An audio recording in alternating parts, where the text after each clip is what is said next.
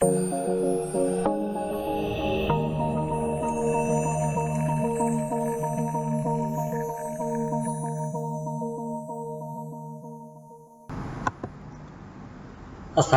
warahmatullahi wabarakatuh.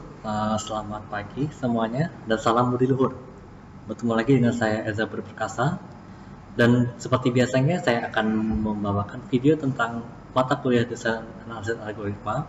Di pertemuan 4 saya akan menjelaskan tentang struktur data, stack, dan queue. Ya, kita lihat. Jadi kita mulai ngebahas namanya struktur data. Kalau sebelumnya kita bahas tentang algoritma, sekarang kita bahas namanya struktur data. Jadi algoritma tanpa struktur data itu ibarat sayur tanpa garam, ya. Ibaratnya sayur tanpa garam itu jadi hambar. Begitupun algoritma, kalau tidak ada struktur data maka dia tidak bisa berjalan, ya.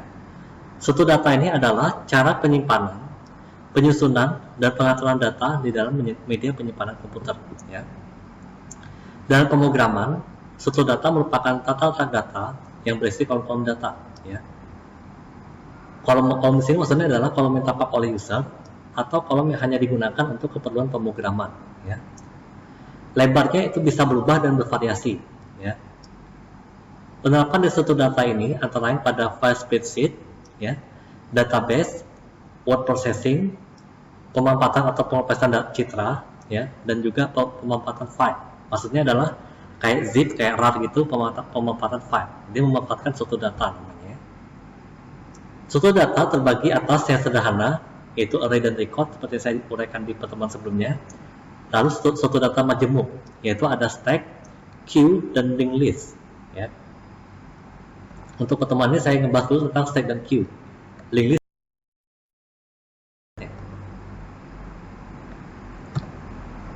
pertama adalah stack. Stack adalah kita nyusun buku atau apapun di atas meja, atau bisa juga seperti ini. Kalian punya kue di dalam sebuah toples, ya, itu ditumpuk. Nah, itu namanya stack. Jadi stack itu artinya adalah tumpukan, arti bebasnya, ya. Dalam stack itu ada istilah namanya push, pop, dan top. Push ini merupakan operator memasukkan, menyimpan, menulis, atau menginsert data. Itu namanya push. Jadi kalau kita masukin ke dalam toples itu namanya push, ya. Lalu ada pop. Pop itu artinya mengambil, membaca, mengeluarkan, atau mendirikan data, ya. Jadi kalau kita ngambil kue dari toples itu namanya pop, ya. Lalu ada top. Top itu penunjuk posisi terakhir, maksudnya ada yang paling atasnya, ya, itu top. Dalam stack itu ada prinsip namanya LIFO. LIFO-nya adalah kependekan dari last in first out, ya, artinya yang terakhir kali masuk itu adalah yang pertama kali dikeluarkan. Jadi kayak kalian tadi numpuk kue di dalam sebuah toples, ya. Kalau kalian mau makan kue itu, maka pasti yang paling atas itu diambil kan, yang mungkin paling bawah dulu. Atau buku kalian tumpuk di atas meja, pasti buku yang paling atas itu kalian ambil. Kalau kalian ambil yang paling bawah pasti berantakan, ya. Itulah prinsip dari stack, ya. Stack ini bisa dialokasikan menggunakan array satu dimensi, ya, di mana top itu adalah elemen dengan indeks yang terbesar, ya. Nah, seperti ini bayangannya, ya.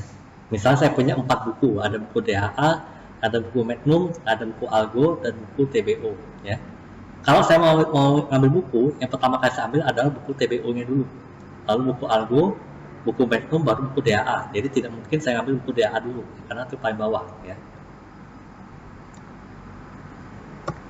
Nah, kondisi dalam stack adalah sebagai berikut. Yang pertama, stacknya kosong. Dia posisi topnya berada di indeks yang kurang dari 0. Bisa juga indeksnya minus 1, yang penting bawah 0 aja, ya. Itu artinya kosong, ya. Ini merupakan proses awal dari sebuah stack, ya. Notasi pemrogramannya adalah top sama dengan min 1, ya. Lalu kalau stacknya penuh bagaimana? Itu posisi topnya berada di indeks yang paling akhir, ya. Dengan kata lain, topnya sama dengan n min 1, ya, berarti indeks yang paling besar, ya. Kalau stack dapat isi, berarti topnya tidak berada pada indeks terakhir. Berarti dia berada di bawah indeks terakhir, tapi juga di atas indeks paling bawah, ya. Berarti topnya kurang dari n min 1, ya. Sedangkan stack punya isi, berarti posisi topnya tidak kurang dari 0. Dengan kata lain, topnya pasti lebih besar dari min 1. ya. Nah, contoh programnya seperti ini, perhatikan. Untuk penjelasan suatu data stack dan queue, saya batasi elemennya hanya maksimal 5 elemen. Walaupun kalian bisa mengembangkannya menjadi beberapa elemen, ya. Untuk memudahkan, seluruh kondisi dan operasi itu dibuat dalam bentuk fungsi atau prosedur, ya. Nah, dalam contoh ini, elemen yang dimasukkan ke dalam array dan juga jenis pengoperasiannya dimasukkan oleh pengguna. Jadi dia tidak mengalokasikan diri, tapi oleh pengguna. Ya.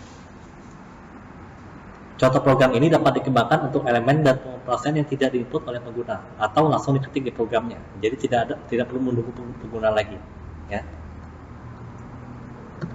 Nah, ini perhatikan untuk program ini ada beberapa bagian. Jadi kalau kalian sudah selesai ngetik ini, silakan lanjutkan ke bagian selanjutnya. Ya. Jadi setiap bagian di pause. Kalau sudah selesai, lanjutkan ke bagian berikutnya sampai terakhir. Ya. Silakan kalian pause dulu satu-satu ya. Kalau sudah selesai, lanjutkan ke bagian berikutnya.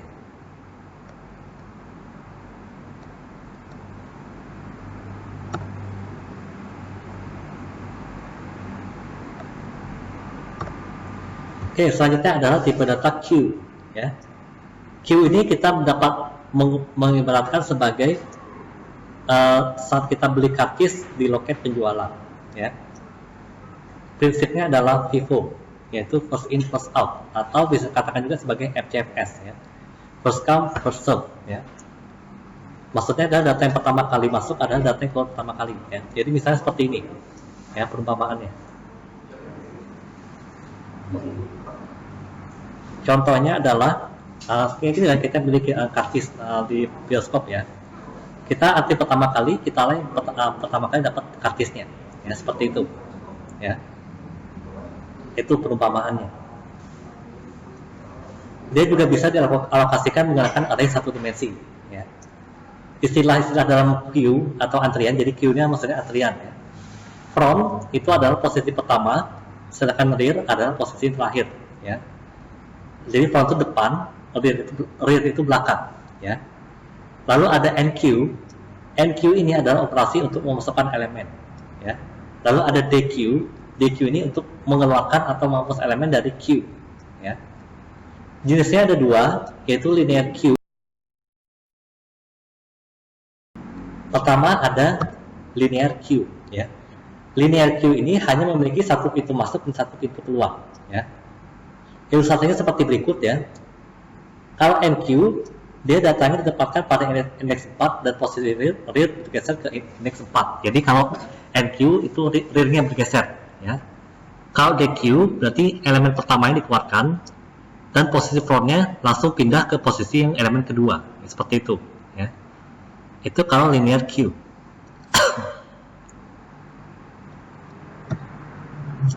Kondisinya, ya. Kalau queue kosong, berarti posisi front-nya persis berada di depan rear, ya. Atau dengan kata lain, front-nya sama dengan rear plus 1, ya. Itu bisa kosong, ya. Ini merupakan proses awal dari sebuah queue, ya. Lalu ada queue penuh, ya.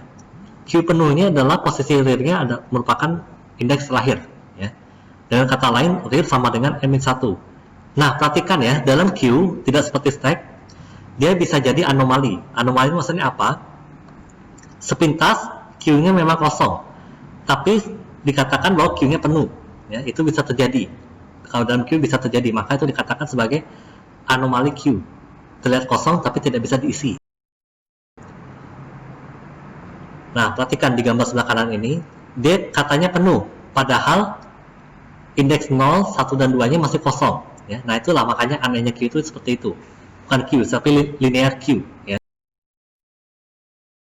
Kalau queue dapat diisi, itu posisi rear-nya tidak berada pada indeks terakhir. Dengan kata lain, rear kurang dari n-1, ya. Lalu queue dapat punya isi, queue punya isi ini posisi front-nya di belakang rear.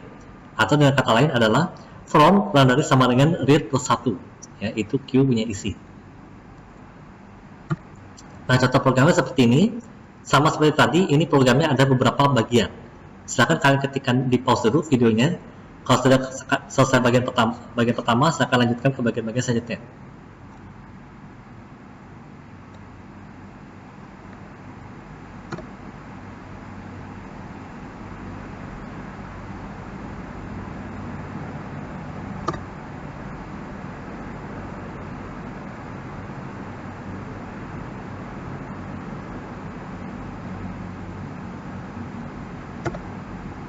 Nah, yang kedua adalah circular queue. Tadi sudah saya bahas adalah linear queue. Karena apa? Pada linear queue itu kalau data yang dimasukkan pada queue itu dikeluarkan pada indeks tertentu, maka data baru itu tidak dapat dimasukkan kembali ke indeks tersebut sebelum direset atau dijadikan kosong. Itu tadi saya katakan anomali queue, ya. Oleh karena itu dapat diatasi dengan memindahkan posisi rear ke indeks awal. Jadi kalau rear sudah ada di indeks terakhir, maka dia akan berputar lagi ke indeks awal, ya. Circular queue, ya. Notasi algoritmanya seperti ini, ya. If rear sama dengan n, maka atur rear-nya menjadi 0. Tapi kalau tidak, maka rear-nya ditambah dengan 1. Atau bisa juga dengan cara singkat menjadi rear persen sama dengan n. Maksudnya adalah rear itu dimoduluskan dengan n, ya, rear-nya dimasukkan lagi ke variabel rear, ya. Kondisi circular queue sama mirip seperti tadi, ya. Jadi kalau dalam circular queue ada variabel tambahan namanya counter, ya. Kalau queue kosong itu berarti counternya 0, berarti tidak ada elemen, ya. Ini merupakan proses awal dari sebuah queue, ya. Lalu queue penuh ini nilai counternya adalah jumlah indeks. Dengan kata lain counternya menjadi jumlah indeks, ya. Lalu queue dapat diisi, itu nilai counternya tidak sama dengan jumlah indeks atau counter kurang dari n, ya. Sedangkan queue punya isi berarti nilai counternya tidak sama dengan 0 atau counter lebih besar dari 0, ya. Contoh programnya seperti ini, silahkan kalian pause dulu bagian pertama. Kalau sudah selesai, silahkan lanjutkan ke bagian selanjutnya.